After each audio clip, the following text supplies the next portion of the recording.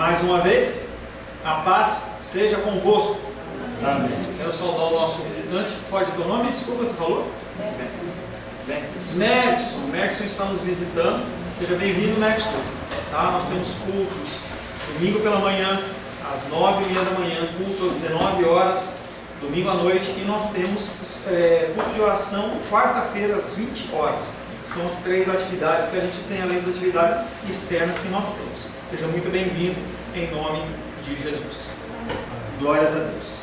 Semana passada estivemos meditando sobre o tema Jesus, o fiel de Deus, resgata o seu povo. Jesus, ele nos trata de uma maneira única e especial. Ele não nos trata como iguais, ele não nos trata como se fôssemos pessoas iguais, mas ele nos trata de uma maneira ímpar. O versículo que ficou da semana passada, que nós meditamos, foi João capítulo 4, versos 17 e 18, que diz: a mulher lhe respondeu: eu não tenho marido. Jesus lhe disse: tens razão em dizer que não tens marido, pois tivesse 5 maridos e agora o que tens não é teu marido. Nisso disseste a verdade. Nós, como seres humanos, nós temos o costume de padronizar os nossos relacionamentos, as coisas que nós fazemos. Porém, na questão divina, esse padrão não é aceito. As pessoas, elas são diferentes, elas demandam de necessidades diferentes, de coisas diferentes. E Jesus, ele sabe das nossas diferenças. Jesus, ele é aquele que nos trata de uma maneira especial. Com a mulher samaritana foi assim, e o mesmo acontece comigo e acontece com você. Como instrumentos de Cristo na terra, devemos seguir os passos do nosso mestre, respeitar as diferenças das pessoas e ser amorosos com as pessoas, sabendo que cada um tem o seu tempo de crescimento e nós temos que investir tempo nessas coisas de uma maneira especial, de uma maneira singular. Nós não podemos querer fazer como se fosse uma fábrica, como se fosse um processo de fabricação que você vai fazendo. Não. A gente tem que agir de uma maneira singular. Por isso que quando a gente faz discipulado, eu prefiro agir de maneira quase que individual, se possível individual, para que a pessoa ela possa se expressar e a gente possa trabalhar cada pessoa de uma forma ímpar. O título da palavra de Deus dessa semana é Jesus, o lugar de adoração. Convido você a abrir a palavra de Deus em João, Evangelho de João, capítulo 4. Evangelho de João, capítulo 4.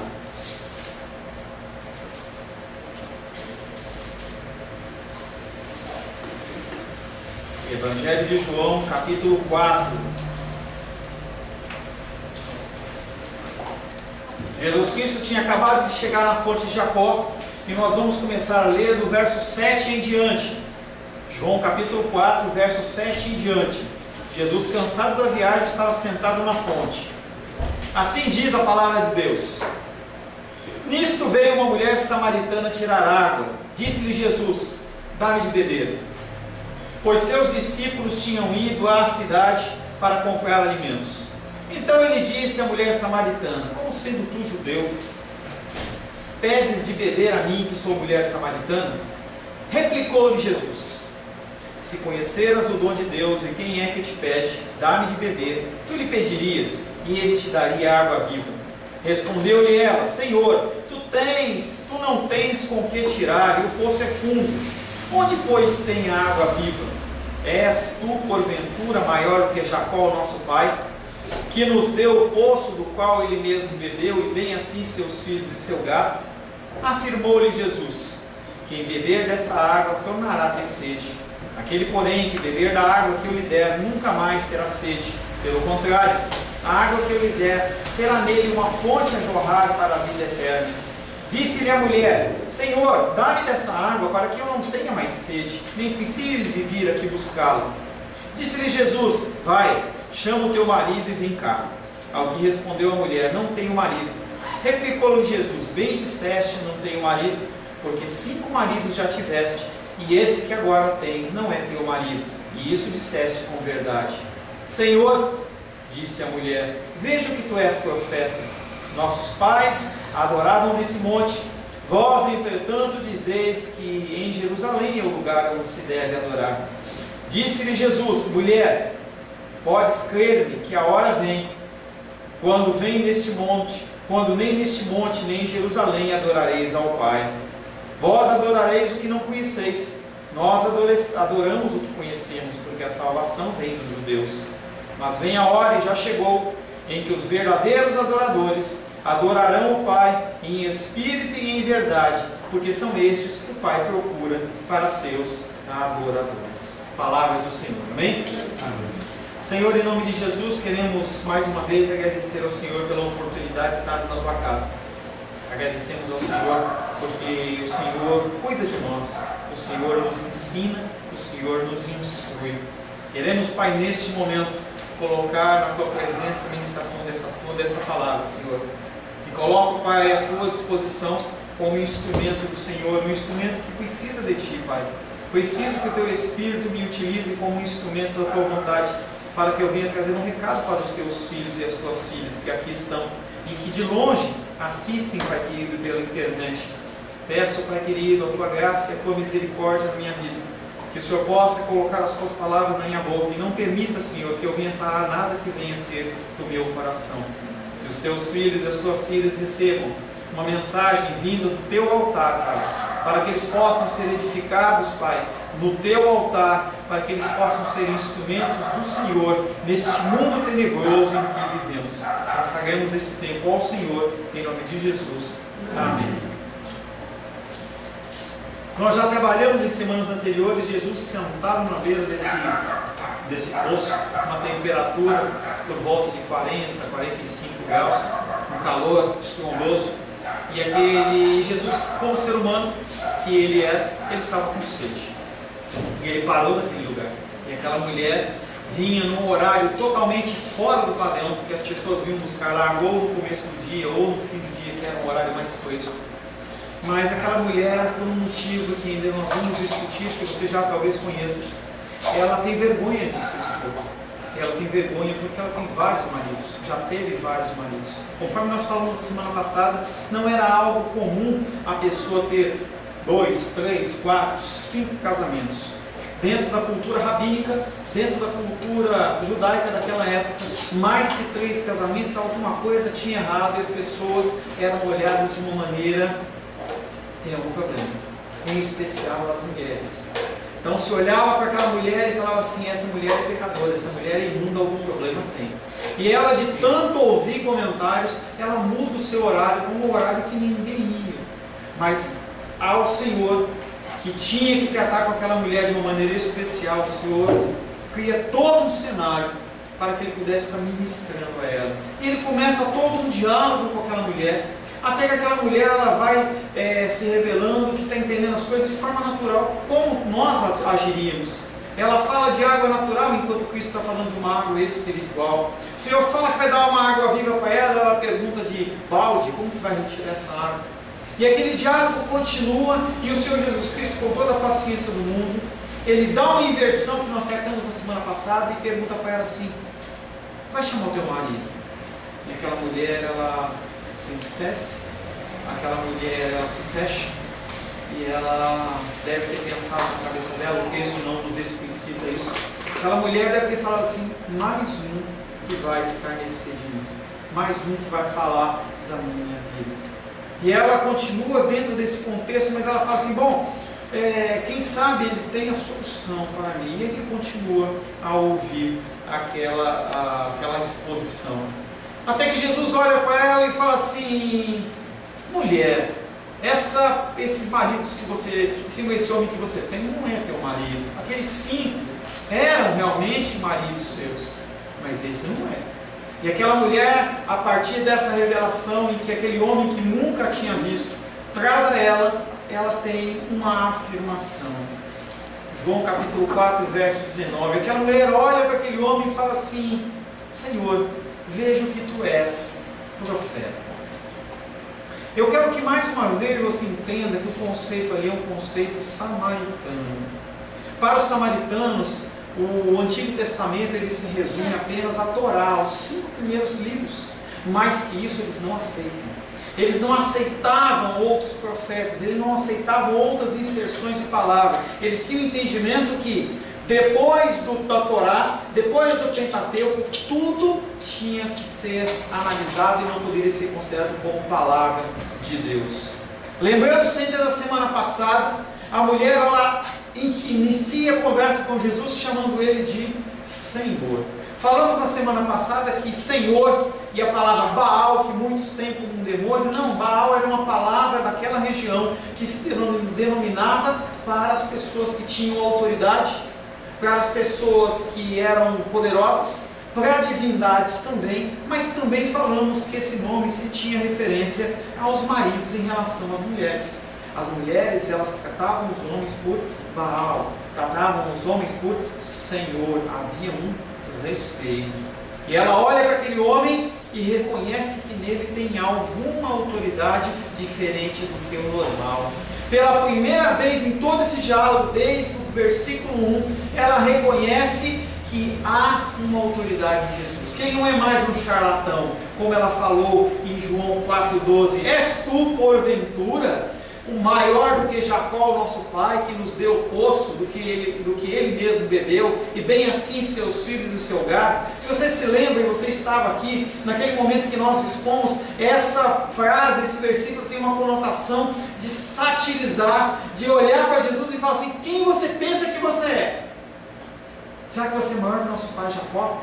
Nosso pai Jacó que furou esse poço, o nosso pai Jacó que pegava água nesse poço, alimentava, dava água para os seus familiares, dava água para os seus animais. Você é maior que isso. Nesse momento, ela vê que algo está diferente e fala: Senhor. Agora, com a revelação precisa do seu passado, dos 5 maridos, ela crê que esse homem ele é inspirado por Deus. Mas tem um problema: a cultura samaritana não aceita outro profeta. Eles entendiam que Moisés tinha sido o último profeta. Era o entendimento deles. Entenda que o povo de Israel tinha sido levado, as 10 tribos do norte tinham sido levado para a Síria. Parte desse povo volta. Naquela terra das 10 tribos ficou povos assírios. Ali se cultuava 5 reis, 5 deuses e mais o Deus de Israel. Aquele povo tinha aquela cultura totalmente misturada, a adoração dele era uma adoração confusa, e eles tinham como única palavra o Pentateuco. Como que ela pode chamar esse homem de profeta? Eu acho que ele é um pouquinho mais que inspirado por Deus, tem alguma coisa a mais. Os samaritanos aceitavam apenas o Pentateuco, a partir de Deuteronômio 34:10, que diz: nunca mais se levantou em Israel profeta algum como Moisés, com quem o Senhor houvesse tratado face a face. Moisés era profeta, Moisés falava com Deus e Moisés trazia a revelação de Deus. Somente ele. A interpretação deles nesse versículo era uma interpretação literal.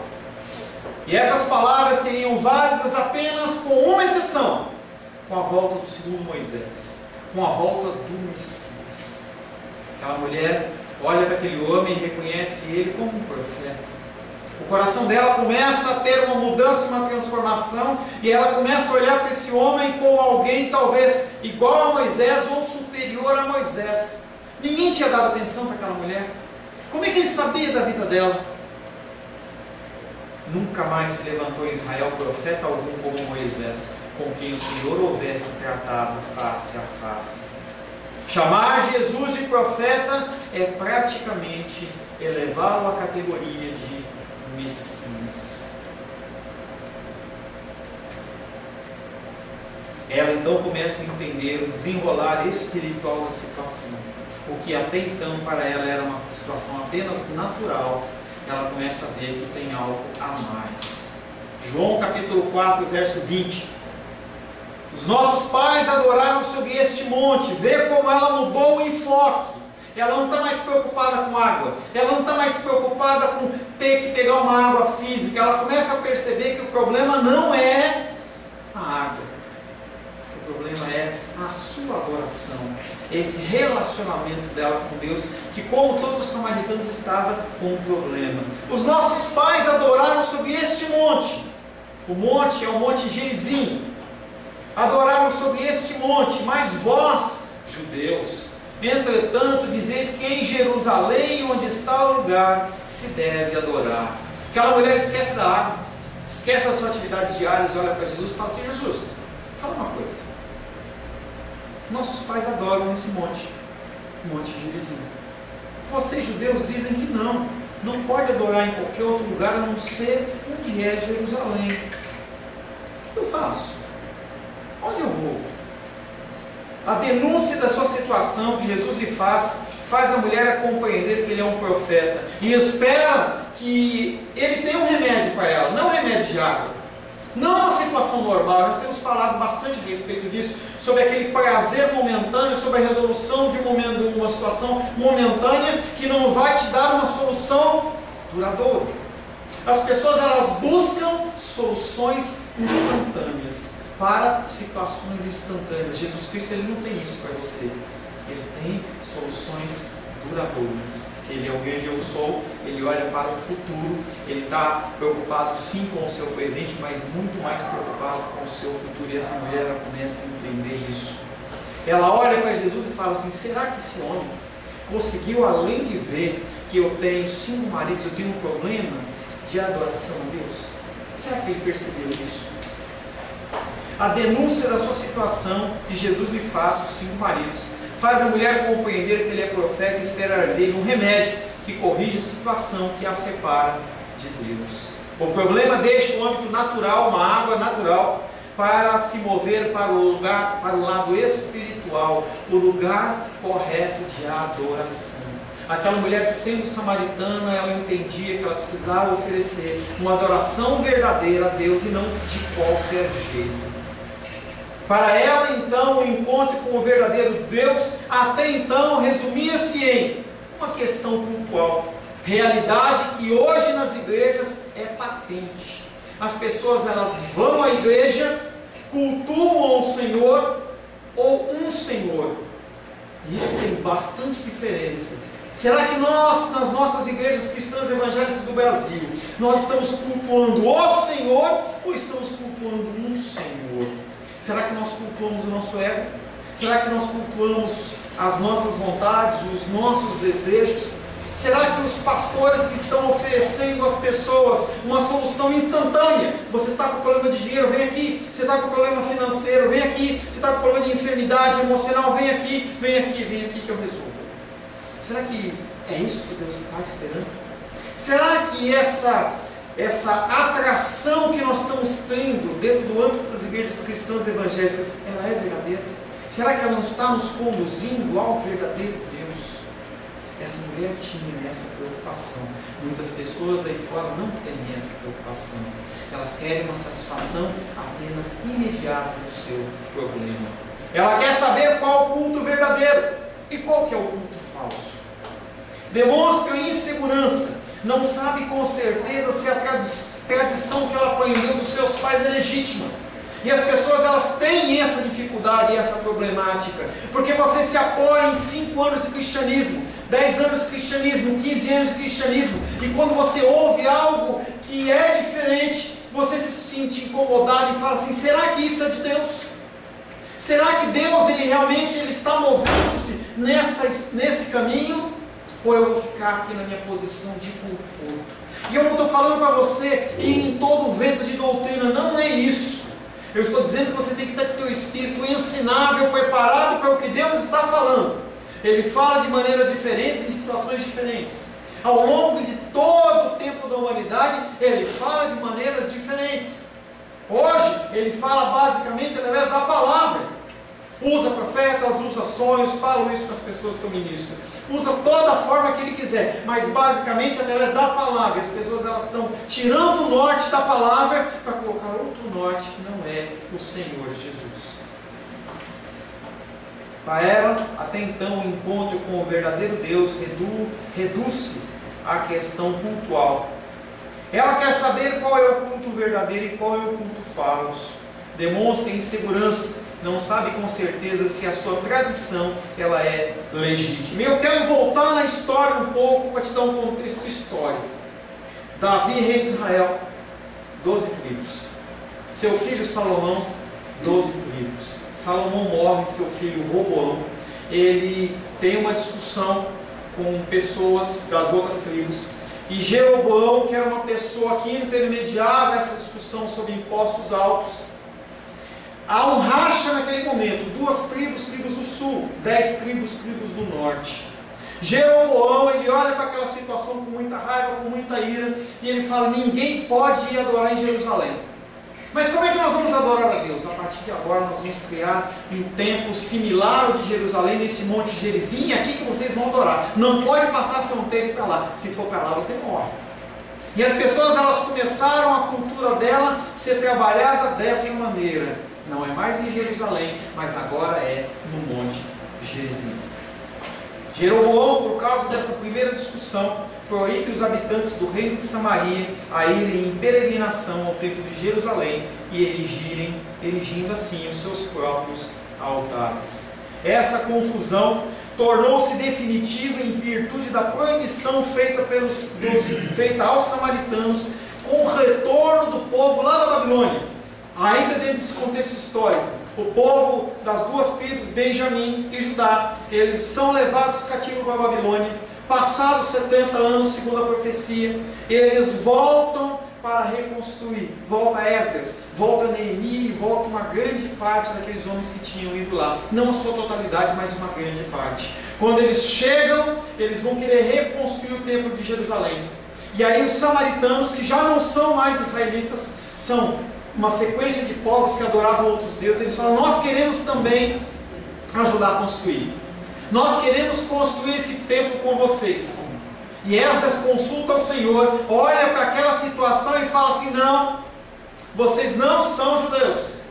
Vocês são de várias tribos, de vários lugares, mas vocês não são judeus. Vocês não adoram apenas a Deus. Vocês adoram ao Deus A, Deus B, Deus seu, e adoram também o Senhor. Vocês não podem nos ajudar. Essa história toda, ela está em 1 Reis, capítulo 12, 25 a 33, que eu não vou ler.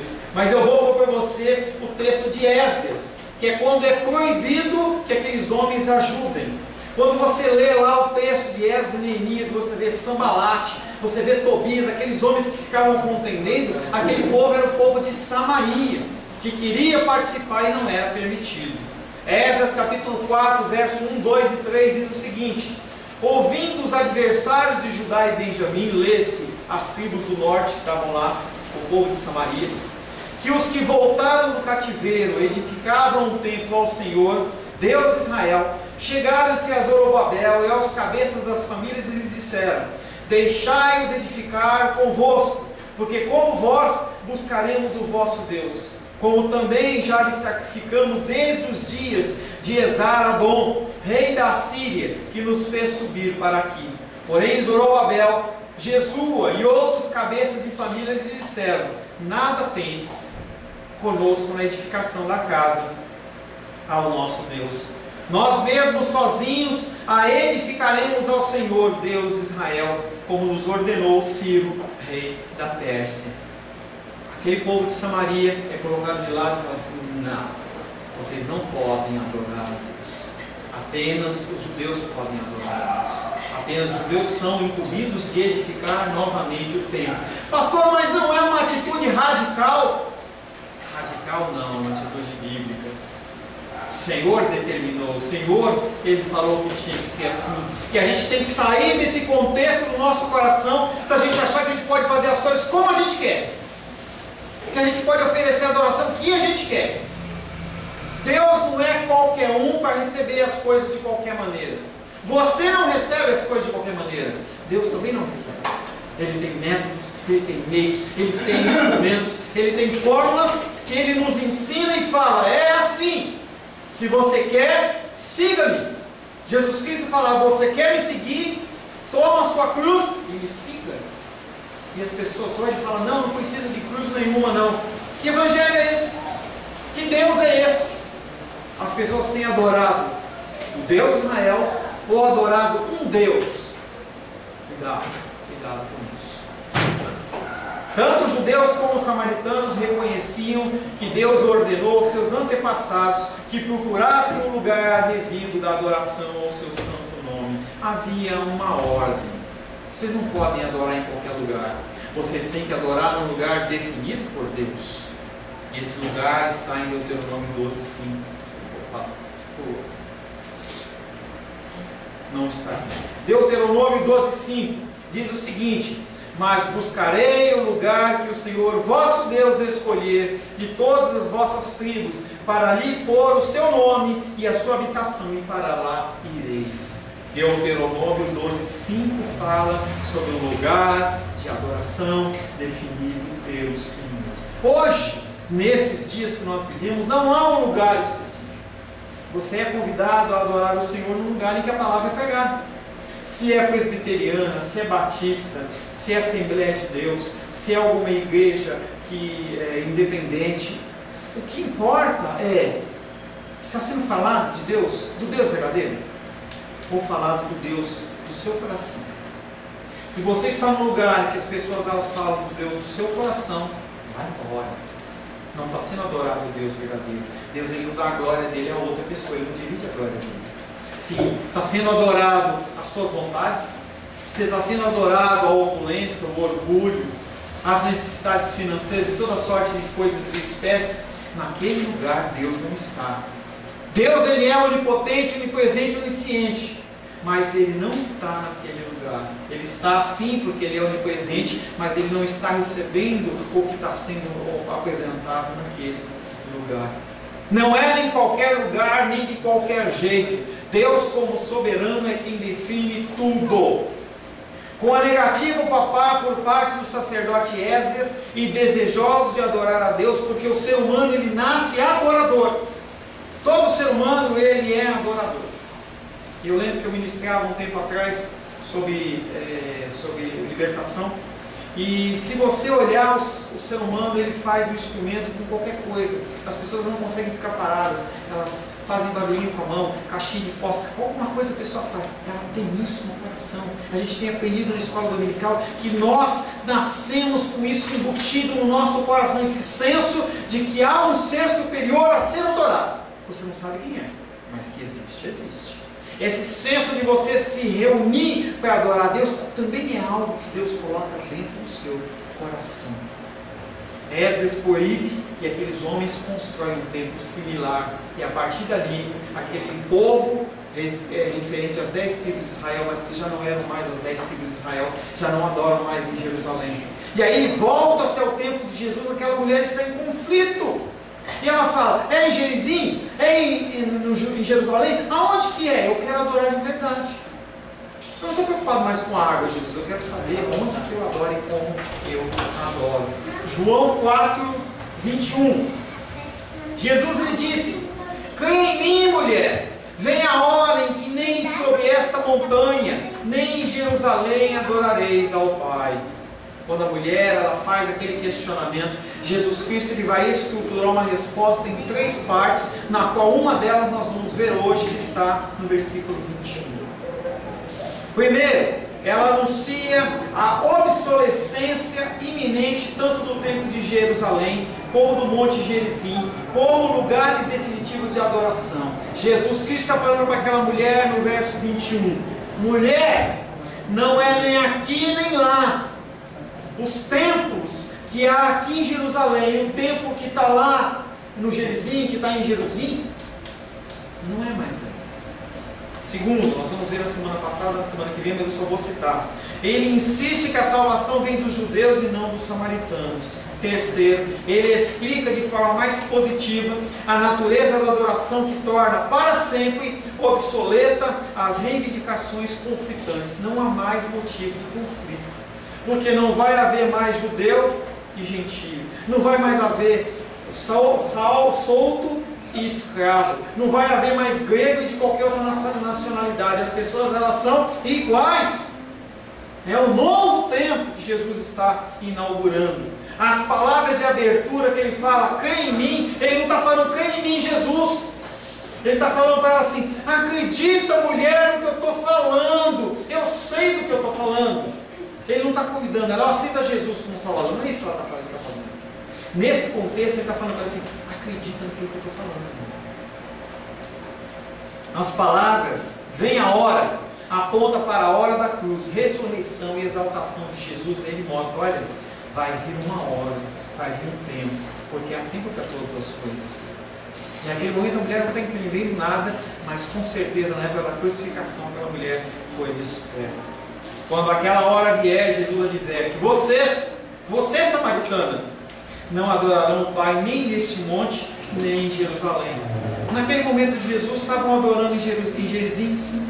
Estavam adorando em Jerusalém? Sim.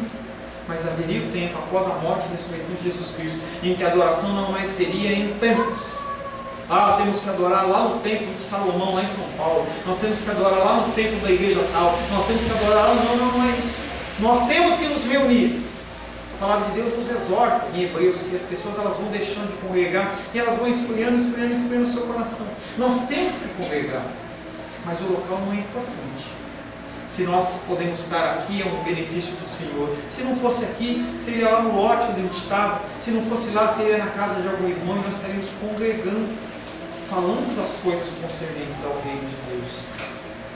Quando aquela hora vier, Jesus adverte: nós não adoraremos o Pai nem neste monte, nem em Jerusalém. Em outras palavras, não se trata em escolher em adorar a Deus aqui ou aqui. Você ainda não entendeu, mulher samaritana. O problema não é o lugar, o problema é a motivação do seu coração. Onde está o seu coração? O que você quer nessa adoração? João capítulo 2, verso 14 e 16 diz: e encontrou no templo os que vendiam bois, ovelhas e pombas, e também os cambistas assentados.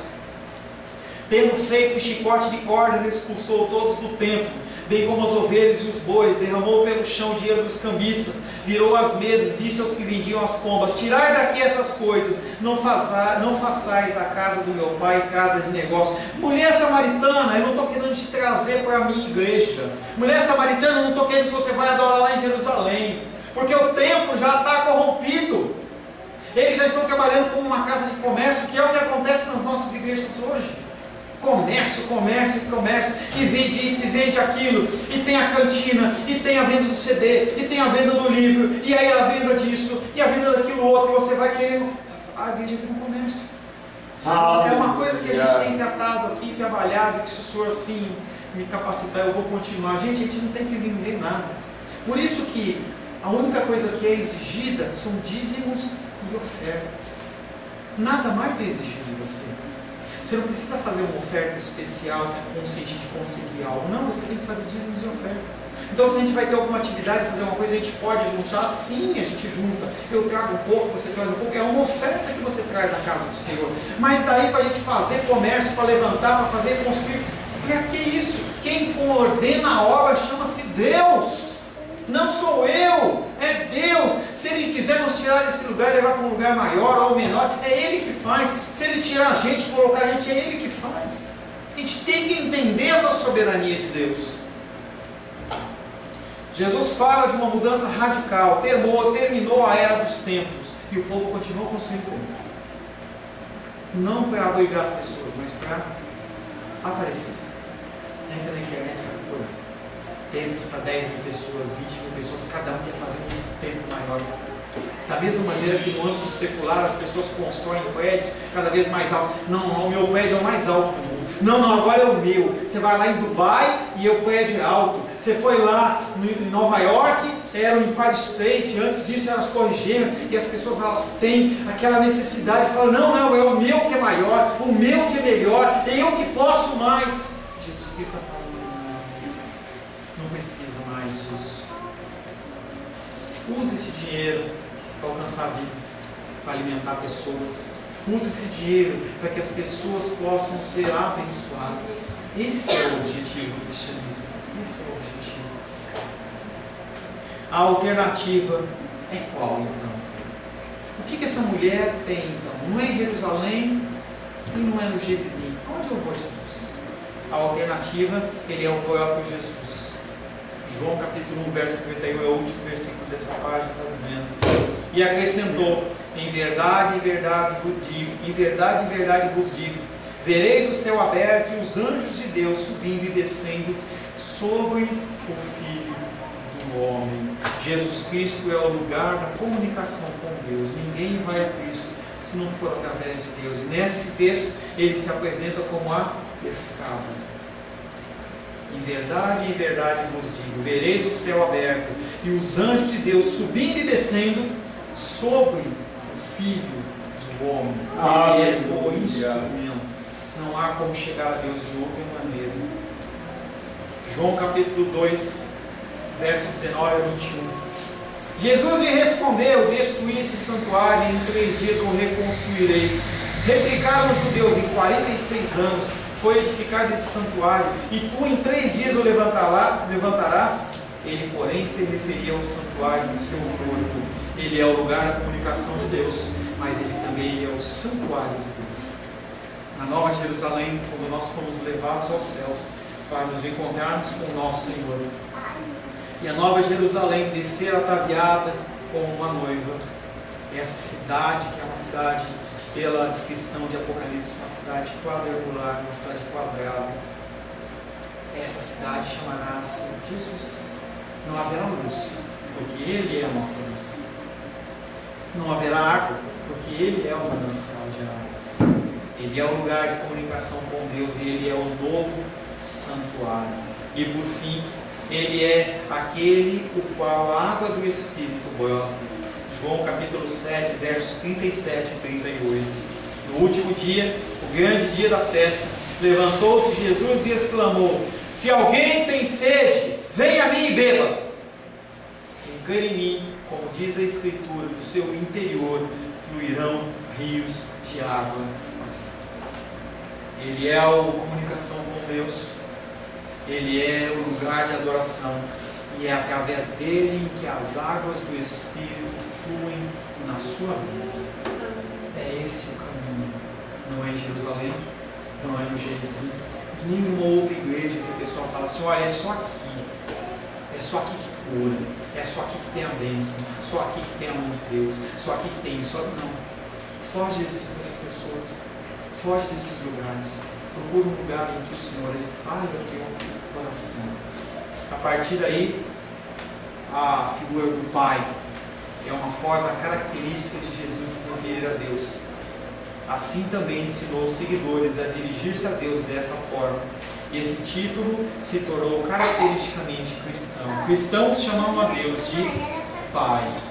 E aí, se Deus assim o permitir, falar hoje pela manhã, nós vamos fazer um estudo de Trindade bem profundo. Porque você tem que entender que, apesar que dentro do conceito cronológico, a partir daquele momento começou a se chamar Deus de Pai, Ele sempre foi Pai. Porque nosso Deus ele é eterno. Nosso Deus ele não muda. Ele não é acrescentado de nada. Nós, como seres humanos, dentro do nosso tempo cronológico, passamos a chamar Deus de Pai. Mas Ele sempre foi o meu Pai. Sempre foi o seu Pai. Deus adquire agora, no contexto cronológico, um novo nome, Pai. Estabelece com o homem um vínculo familiar e pessoal e muda o caráter do culto. Agora não há mais um culto em que as pessoas elas ficam longe e o sacerdote, como uma pessoa especial, ele fica aqui, só ele tem acesso. Nós somos resgatados disso até a cultura da Idade Média, em que as pessoas, os sacerdotes estavam na frente falando em latim e as pessoas não sabiam o que estava acontecendo ali. Eles não podiam ter acesso, eles não podiam ouvir, eles não podiam entender. As mulheres, então, abominação, a mulher saber da palavra de Deus. Homens morreram e com sangue a palavra de Deus foi escrita. Sangue primeiramente de Cristo e depois sangue dos mártires, dos homens de Deus, que se predispuseram a morrer em nome desse Evangelho. A partir daí, nós temos um relacionamento com Deus de Pai e Filho. E não quer dizer que você trata Ele por um cara, você trata Ele por um cara, o brother, o chegado. Não, Ele continua sendo Deus, mas você tem um relacionamento com Ele de Filho. É diferente.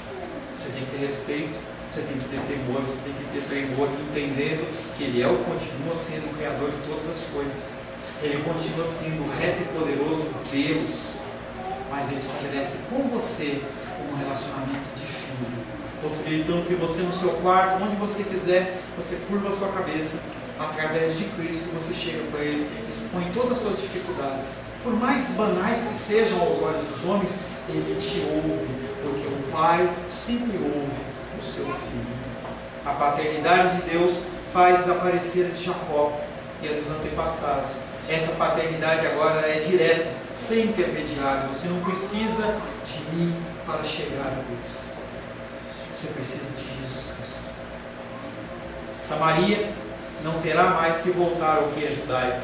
Somos livres para adorar a Deus, não mais num local, não mais num dia ou num horário específico, mas nós somos livres para adorar o Senhor quando nós quisermos. Em qualquer momento da sua vida, você pode curvar sua cabeça e glorificar o nome do Senhor. Isso não é mais uma coisa, é um grande privilégio que poucos têm. Pessoas hoje adoram a muitas coisas. Você adora ao Senhor. Feche seus olhos.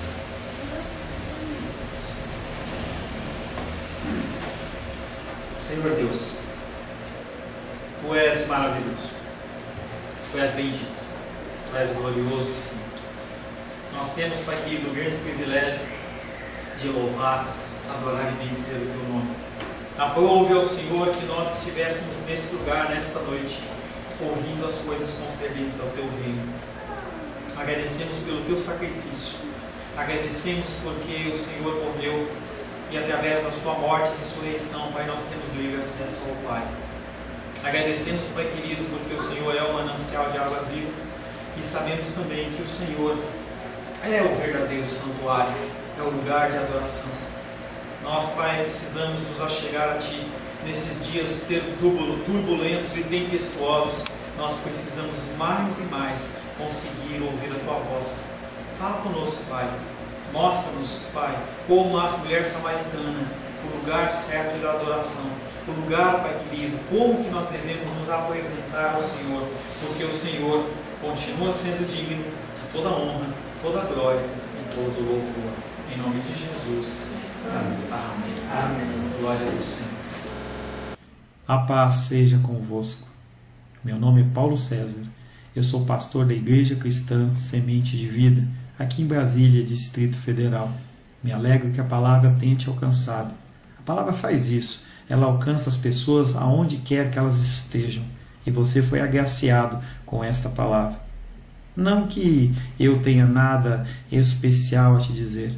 A palavra ela é suficiente e ela usa quem ela quer. E eu me alegro por ter sido um canal para poder te abençoar. Mas eu quero te dizer que não basta você ser um ouvinte. Não basta ser uma pessoa que se alegra quando você ouve a palavra de Deus. A vida ela é feita de decisões. Se você está ouvindo esta palavra hoje, eu creio que o Espírito Santo tem um propósito especial com você. Muito mais do que prosperidade, muito mais do que uma cura física, uma cura emocional ou espiritual, Ele quer te alcançar para a vida eterna. Nós investimos nosso tempo, nós investimos as nossas forças em coisas terrenas, mas o Senhor ele tem muito mais a oferecer. Ele tem sim para você a cura, Ele tem sim para você a prosperidade, mas Ele tem muito mais que isso. Submeta-se a um Deus que Ele é capaz de mudar e transformar a sua vida por completo. Creio que o Espírito Santo ele é capaz de tocar o teu coração. Quero pedir que você curve a sua cabeça. Senhor, em nome de Jesus, coloco na Tua presença essa vida que ouve esta ministração, que ouve esta palavra. Pai, eu não tenho capacitação nenhuma, mas o Teu Espírito ele é capaz sim de tocar nesta vida, gerar nela mudança, transformação, arrependimento, e que ela possa simplesmente bater no peito, convencendo-se que é pecadora e que precisa de um Deus salvador. Não há um caminho a Ti, meu Deus, que não seja através de Cristo. E eu lhe peço, Pai querido, que você alcance essa vida e ele possa sim tomar uma decisão pessoal pelo Senhor, em nome de Jesus. Amém. Amém, meu querido. Amém, minha querida. Fico contente que você esteja ouvindo essa ministração até o fim. E peço que você não se limite a ouvir os cultos pela internet. Você procure perto da sua casa uma igreja, um lugar que proclame a palavra do Senhor. Eu oro para que o Espírito Santo te direcione nessa busca, porque muita coisa tem sido oferecida que não é o Evangelho. Eu abençoo a sua vida em nome de Jesus. Amém.